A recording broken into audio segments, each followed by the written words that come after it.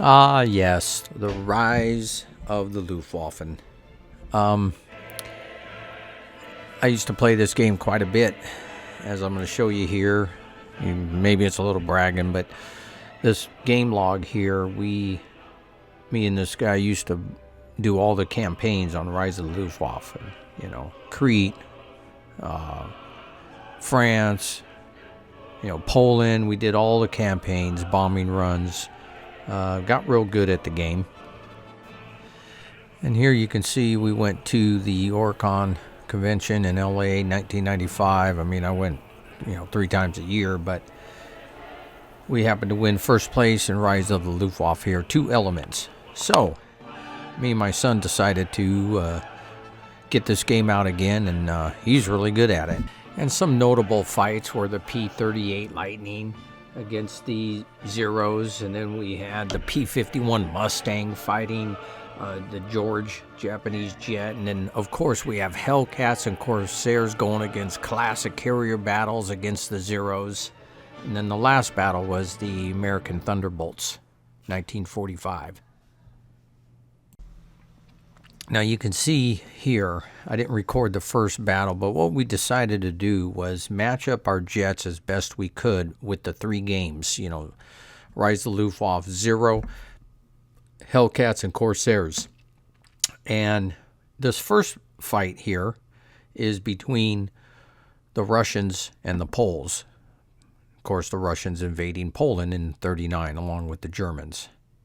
And so you can see here what I'm showing you, kind of what happened was the Poles actually got the best of the Russian jets, shot down one plane, then going after the other one. However, my son started changing altitudes on me, and he got himself out of his disadvantage, telling position, got everything switched around, then tailed me, and ended up shooting down both my poles. So that's how it was. What a great battle. We go 6 turns, that's it, period. And we don't count damaged planes. They have to be destroyed. So the Poles are 1 point each, so he got 2 points. The Russians we put at 3 points each, so I got 3 points. So I'm actually winning 3-2 after the first combat round. And then we progressed with our jets up through the years. And then I'm going to go ahead and discuss some tactics that you use and some rules in this game. Now here I'm just showing the altitudes, because that's the first thing you do when you start your game. You get your jets out, and then you have to pick your altitudes even before you draw your cards. And altitude is very important in this game, and changing altitudes throughout the game is a good way to shake your opponent off you. My son was very, very good at it, and he was doing it to me constantly, and it helps you cycle through your cards. So most of the time, if I have a good performance or a good horsepower, maybe a 6 performance, 3 horsepower, I would start at high elevation. But that isn't necessarily all the time. For example, you can see here, even though these planes, these British Buffalo planes are a little bit weaker than I like, but I knew the Japanese planes are just as weak, so I tried a high altitude with them, which probably was not a good move, but that's where I started. And then you can see my son, he doesn't have an altitude marker out. That means you're either high or low with the markers. They only have 2 sides. One's high, one's low. If you don't put one out there, that means you're at medium altitude, and that's where he started. Then the next thing we do is you draw cards according to your performance level. Mine's a 5, and I believe his is a 5. So we each draw 5 cards. And then we flip one of the high altitude markers. If it lands on red, he goes first. If it lands on blue, I go first, because I'm the Allies, he's the Axis. As we go through all these air combats, I'm staying as an Allied player. He's staying as an Axis player. So by the time you're done with these 10 battles or whatever we have there, you're going to be pretty good at one-on-one elements against each other, fighters. And then you're ready to move on to bombers. Now I'm just going to show a little recap of this, and then we'll cover some of the roles that you're watching. And right away I'm going to dive. Now, diving is going to give his wingman a shot on me, but because according to the rules, whenever you change altitude and move lower, you get to pick up an extra card. Remember, the more cards you can have in your hand, the better you're going to be. Now, every time you climb, you have to discard a card. I'm going to go ahead and play a half loop, which is going to adjust my position by 2. And I'm going against his leader. Because you can't, if you go against the wingman, you can't adjust positions or try to maneuver. The only thing you can do is try to attack him. Or play whatever the attack card says. Not the adjustment, you have to gain 2 extra bursts, which means I can just go ahead and start shooting at him. But I want to try to improve my position, because unless he has something that can respond to the half loop, what happened? Okay, turn around. And now I have him tailed, so I'm in a great spot. So I have 1 burst plus 3 bursts for telling him now. And I'm still against the leader, you can't change. I'm going to go ahead and take a burst on him. Yeah. So we put 1 damage on him now. So part of the strategy of using your burst, like I've already said, I get 1 burst and then you get 3 more because you're telling him. That's 4 bursts. So I'm tricking him with a 1 burst card that only gives 1 damage, and if he tries to respond to it with a barrel roll tight turn, he can respond to that, and then I come out with some more bursts with more damage on it. But as you can see, he let it go. He's going to go ahead and take the 1 damage because he's ready for me to come out with something else. You never know. We'll go ahead and put another 2 bursts on him. So he's going to respond with a tight turn. I'm going to counter with a tight turn. And he can't. So that was 2 more. The 6 feet random, is that right? So it's a total of 3. And he's damaged as he's going down in flames. And now, performance level means how many cards you can have in your hand. But since he can draw 2 at medium altitude, we're going to go ahead and draw 2. So, you can see an example of play here. You're just playing cards and countering. Anybody who plays Magic Gathering, or what's that other one I don't play, Hearthstone, I think it's called. You're just playing cards and you're countering. This one's more simplified, and I gotta say here, my son was actually out playing me in the cards.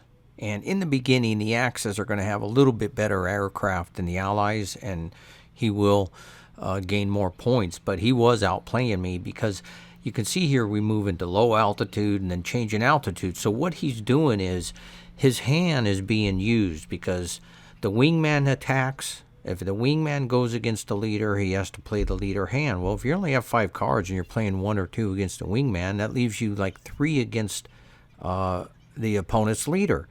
And then the leader starts playing cards. You run out of cards quick. So when he's changing altitudes and going lower, he's drawing an extra card. And then when his turn is done, he's allowed to pick up cards according to whatever his horsepower rate is and +1. So if his horsepower, you can see here on a damaged side, is a 1, well, it's really a 2. So just for diving and then drawing at the end of his turn his cards for his horsepower rating +1, he just picked up 3 cards.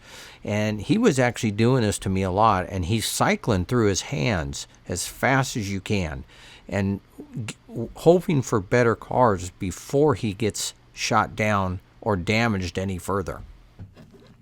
Now, one quick note on when the leader gets shot down, then you remove the wingman card. And then it's basically like the wingman becomes the new leader. And so you're still using the leader card, but it starts fresh. I mean, if the wingman had damage on it, you do carry over the damage. But if there is no damage on it, you start with a fresh leader card. You get to discard any cards in your hand, and you get to draw a new deck up to your performance level.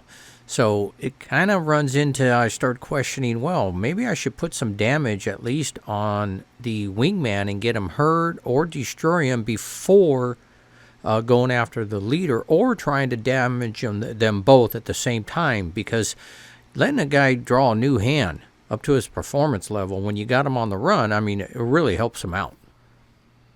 I'm sorry, but that's all I got. Okay, so that's, unless he can turn this around, he basically... Do you get to go after me again? Or is this my last turn? This is it. Okay, let's go. Go on. Maneuver. What I was saying was, with the other jets where your performance is low, in other words, your hand is small, you're really up to a big level of luck between who goes first and really just trying to change altitude to draw as many cards as possible and hoping you get something good. Because if you go first and you end up drawing good in my sights, cards that can attack, then you're looking good and you're going to get a lot of first hits off and damage your opponent's jets. But if you go second and you're the one to get damaged first and you don't have a good hand, you really just have to keep changing altitudes and discarding until you pick up stuff that's good. And when you have a higher performance and you have a bigger hand and you could draw more, you could really kind of strategize more and control your hand better. When your hand's small, you're just kind of left up to picking what you can get and trying to play it and hoping that the other guy can't counter it, that's all. Which I guess you can kind of make that argument for this too, but it's just when you have more cards and you're drawing more each turn, it just feels a little more controlled. I agree. It's a little bit more luck. It's a little bit more luck based when you have a smaller hand. You're kind of just hoping that you draw good. You can see here the last fight we just had was the Germans, the Bf-110s. They had a gunner. All that means is he's allowed one burst. He can't modify it when he's being tailed or when he's being disadvantaged. The gunners shoot from the side and the rear, so that helps him out. And then here was the Flying Tigers. We're still in 1940 fighting some jets here. Against some Japanese, representing China. The Japanese went in there, of course. And right now, the Axis is really getting the better of me right now. Now, you can see in this next battle, using real good jets, the Germans and the British battle over Britain. The performance level and the horsepower are pretty good, even for the wingman. And so we both started at high altitude. And then from there, you're hoping for a good hand that you draw your first hand with. Now, the wingman. The wingman is crucial in this game. I like how they did it, and it keeps the bogeys off your leader. But the wingman draws a mini hand of either 2, 3 cards. Some in the later rounds, 1945 planes, they can draw 4, but you're drawing this mini hand. If the wingman decides to attack the leader or go against the leader, you have to choose before you draw. Then basically he's just looking for, he can maneuver against the leader, so any maneuver cards, and he can also shoot against the leader. Any in my sights, it doesn't matter. Bursts do not matter with the wingman. And so what you're forcing the leader to do is to play the leader's hand. So if the leader's holding 6 cards and the wingman forces him to play 1 or 2, well, now he's down to, 4 or 5 cards, right? And then the wingman's done. Then you choose to change altitude. Well, at this point, since the Germans go first, he used his wingman against my leader, and now he got the leader to waste some cards. Well, his leader's not going to change altitude. He's going to stay there, and now he's going to attack my leader again. Now my leader has reduced cards and maybe had to play some good ones. And then the leader's going to try to improve the position against you. So the wingman's crucial that way. So usually, most of the time, we're always taking the wingman against the leader to improve position or get shot. All right, we got our first really big matchup here between the Focke-Wulf 190A Germans and the Supermarines British Spitfires. Battle of Britain. Let's see who wins the Battle of Britain. It's gonna be Hitler. You know, Ready? Huh? Wow, you've been going medium altitude, huh? Well, it's just risky. I know you always like going high. Because, again, dude, if you go first and I get jacked with a bad draw, it's like. But same thing for you. If I go first and you get jacked, Yeah, but it's like but- I don't like leaving it up to luck. But high altitude, Wait, do you want to take it? you gotta be careful. I also like starting here because I could draw more. I guess with 3 horsepower, it doesn't matter as much. But when you only have like 1 or 2 horsepower, it's No, I killer. understand that, but when you have good horsepower, Yeah. I'm like, yeah, why not start high? So what I decided to do, since he's beat me in this game so far, by probably 10 points right now, I decided to stay high altitude, and if I dropped to medium, I wouldn't be able to use my wingman against him because wingman's phase is first, and then you change altitude. And then once I dropped altitude, I would play some cards. He would get his wingman to be used against me. So I stayed high altitude. I discarded a couple cards. That's another rule. Before you draw your hand according to your horsepower, you can discard as many cards as you like. Remember, by the end of your turn, you can never have more cards in your hand than your performance. And then I'm showing you my cards here because they're not very good. I mean, I have a 1 counter with a vertical roll and 1 maneuver. Everything else is shooting, and I don't even have them in a good position yet. Now you can see what he did here. He went ahead and he got me in a disadvantage. Now his jet already has 2 bursts he can do. Since he has me disadvantage, you add 1, so he can play a 3 burst card or combinations. And he did a full 3 bursts. And I had that vertical roll in my hand, so I played it. That's all I had, and he couldn't respond. Man, I'm drawing bad too now. What is this? Wingman against leader. This is Now good. it's my turn. We're both at high altitude. My wingman will play against his leader because that's the only way you can improve your position. Against a wingman, again, if you take your wingman against a wingman, all you can do is shoot. But here I was able to play a maneuver card, a half loop I happened to draw with the wingman. So I got myself out of that jam. And in my sights, 2 bursts. Barrel All right. All right. roll. Draw. My Just turn. some good old dogfighting going on. I'll do my wingman on your main guy. All right. I get 3. Yes, That's you do. crazy. Yes, it is. Now you see I was able to get him in a disadvantaged, and he gets to draw with his wingman now. That's the first thing you do on your turn. And his wingman draws 3 offensive cards. And so out of those 3 cards, he wants to try to improve his position. So he states before he draws them that he's going against my leader. Because remember, if he chooses his wingman to go against my wingman, he can't do anything but shoot it, and he's not in the position here to shoot. You have to at least be neutral. Nothing. Nice. I got ace pilot at it. I'll adjust altitude down. Ooh. And I'll draw So one here for he that. is. His wingman goes first. He draws 3 offensive cards, which is really good. All he has to do is get some maneuver cards and And you force gotta me to counter it and use my cards, discard and he one of gets the draw. nothing.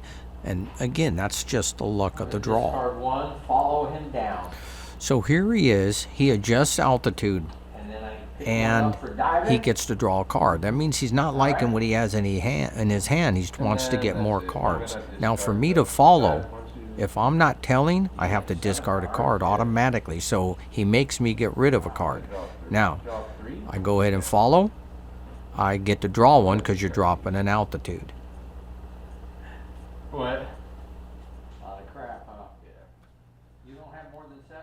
So he didn't get nothing great. And now that he's at medium, he can draw up to his horsepower, which is going to be 3. So he discards some cards that he don't like, and he wants to get some more in his hand up to his performance level, which is 7. He can have 7 cards in his hand.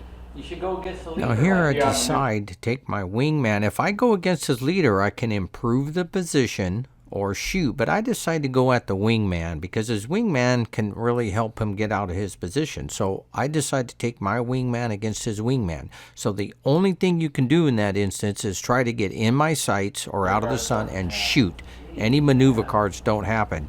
So I showed you what I drew, and I actually drew maneuver cards. I didn't get anything good, so the wingman turn didn't help me out at all. So now it's my leader turn, and I have to choose my target, and this time I choose his leader. Basically because I want to try to improve my position, and I want to waste some cards, because when his turn comes, then he's going to have less cards. So you see, his wingman's definitely going against my leader because he can try to improve the position before his leader even plays. He got nothing with his wingman. Alright, so you're going up, discard a card. Yeah, I'm gonna discard this. You choose to follow me. Yes, I have to follow. So you gotta discard 2. So after the wingman, it's change altitude if he chooses, and he chooses to go up. And if I want to keep my position of advantage on him, I have to follow him. I'm showing him my cards. I love all my cards, but now I have to discard one just to follow him. And then because I go up altitude, I have to discard a card. So my son really has a handle on changing altitudes and how to mess with your opponent. You know what? Let's go against his leader. So wingman against the leader. This time I'm not going to try to do the wingman. I'm going to see if I can even get him in a worse position. And look, I Adjust picked up a position by maneuver one? card. Perfect cards. See this? Yeah, but I can't do anything about that. Wow. And he can't counter it. Either he can't or he's Alright. choosing not to. Got your tail. So now I'm telling him. I mean, I'm just not getting crap. Looks like the Luftwaffe's getting So the whacked. wingman had a perfect hand. He's drawing 2.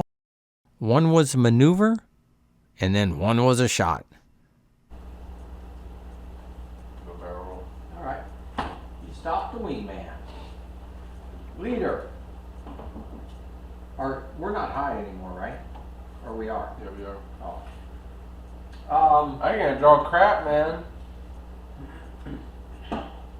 Look at, I had to discard all my You're shooting cards. ones And you could have used them. just because I'm chasing them, and I needed more maneuvering cards and defense. And now that I got a tail, Yeah, I had discarded my shooting cards.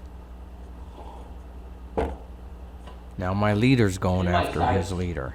He countered with a barrel roll, and he stopped it. all right, he stopped it. I get 2. My He has to try to improve his position. do my wingman on your leader. Ooh. So far, his wingman hasn't done crap. No, he hasn't. Oh, And the only thing, now the full throttle actually comes with the Corsair or the Zero deck. It doesn't come in Rise of the Luftwaffe. But look at his wingman drew 2 good cards. And I had to respond to one of them. I'll respond to the maneuvering. Alright, He made me use one of my cards. That wingman did. Take turn. that's it. That's it. Then I'm gonna adjust position. After the wingman phase, you go to Wow, still doing altitude. nothing? Now, he probably don't have good cards. So now he's dropping, and he gets to pick up another card. And of course, I'm going to follow. So I have to discard a card to follow while he's adjusting altitude in his phase. But then I get to pick up one because I'm dropping in altitude. That's why I do it. You wanna keep following? You wanna keep putting me in these positions? I'll make you discard 2 cards. Now, come on, man. You're taking a while with these discarding cards. Did you do it? Come on, man. Alright, let's follow. It's my turn, and you're taking a longer time on my turn. You see, this is great. He's trying to That's my change turn? altitude and make me draw cards. Well, every card in my hand is great. And as you know, in a card game, they're hard to come by. And if I want to stay advantage to him, it was a tough decision. And I ended up discarding a shooting card. Because to me, to have counter cards or maneuvering cards was more important than shooting at this stage. Shoot, man. So what's going on here is he plays 1 burst, 1 damage, and I decide to stop it with a barrel roll. He countered with a barrel roll. Well, I don't want to keep wasting my cards, or I don't have any, I don't remember, so I let it go through and I take 1 damage. Yeah. maneuver. Hold on. Yeah, I'll respond to Someone's really thinking hard on these. What is it? that. So now he comes back with an out of the sun, and I can't stop an out of the sun, so he puts more damage on me. One down. But he's drawing out my barrel rolls or whatever, even though an out of the sun can't be stopped by a barrel roll. But he tries to draw cards out and then hits me with good stuff. But he mixes it up too. You've done this maneuver before, and you expect me to like let it go. It gives me damage, and you know I can't stop an out of the sun unless I have a special card. So now you're putting 2 more on me. That's what it is, man. I gotta let that go. That's what I'm talking about. So that's 3 now. And vertical. What? When I change altitude. Now look, this is where I'm talking. He's outplaying me. He played me great. Now he has a vertical roll that can change altitude, and he's going down. He's going to draw a card, and then he's going to for changing altitude, and then when his turn ends, he's going to pick up Then I'm going down. 4 cards. So he For that, fills his thank hands you, up with wingman. cards. I draw one, and I Wow, draw he 4. did some good playing. And I draw 4. 1, 2, 3, Yes, babe. 4. Just saying, you know. Babe, Your turn. You're absolutely right. That was Okay. good, man. I drew 5 cards at the end there. Because you're 1 for Jeez. going down and then 4 for being at the bottom. And you don't get your wingman, bro. That was fire. Alright, your turn. Turn 5. See, now I'm getting beat up, so I ain't chasing them down there. Matter of fact, I'm going up. Alright. I'm in the lead, so you gotta get me. Yeah, but I can't let you. I'm already hurting here. Sorry. Alright. Don't think so. Alright. And so I decide not to follow. It's like, why get my aircraft's already damaged? Why give him like 7 points for the shooting down my Spitfire? So I go up. And now it's his turn. I'll go up to medium. I'll discard. card. I'll discard a scissors. 5. I'll draw 2. Alright, your turn. Nowhere to run now. Nowhere to run now, father. You gonna make me wait another turn to get you? Or you gonna come on up down and play? All right, last turn here, folks. I want that fight. So my decision here is it's going to be the last turn.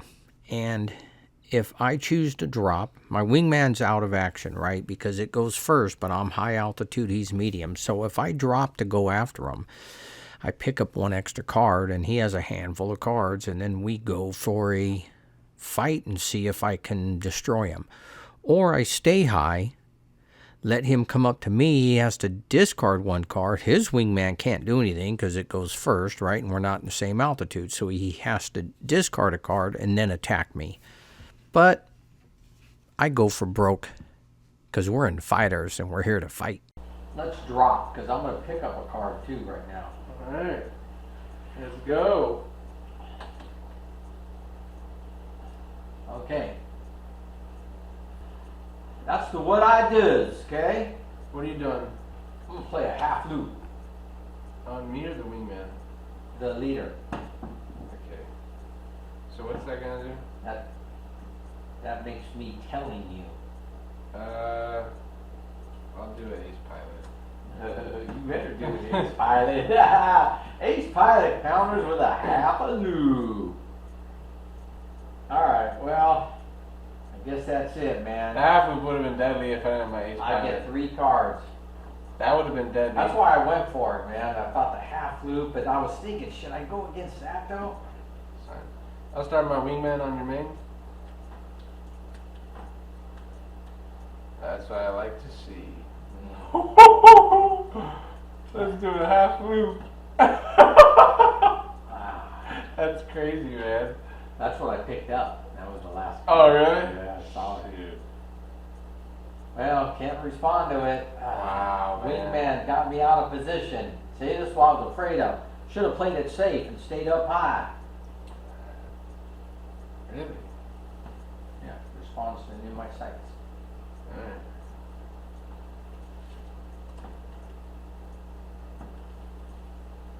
Let's do it in my sight. Fuel tank.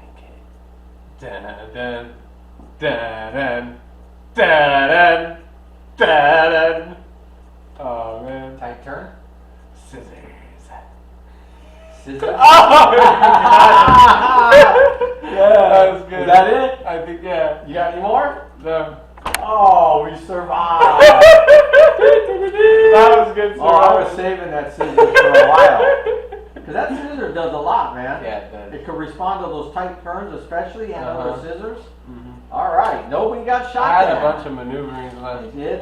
Jeez. Nobody got shot down again.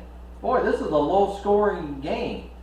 Yeah, it is. Still, it's still 8-4. I think you're The right. Axis are winning.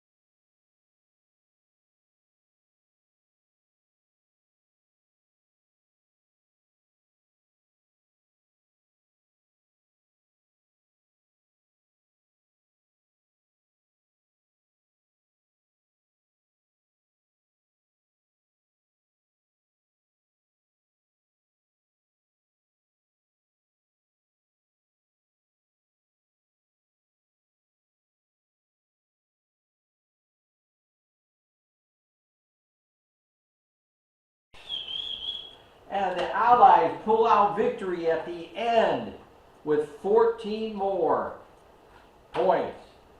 So what's funny is the Axis are winning the game for 1, 2, 3, 4, 5, 6, 7, 8, 9. For the first 9 rounds, he's winning. Now, the 10th round, I shoot down both his planes, and I get within 2 points of them.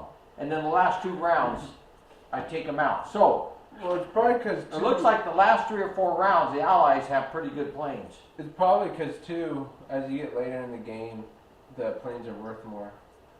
So all it takes is like a few rounds and you kill That's me, true. That's true. and it'll jack me.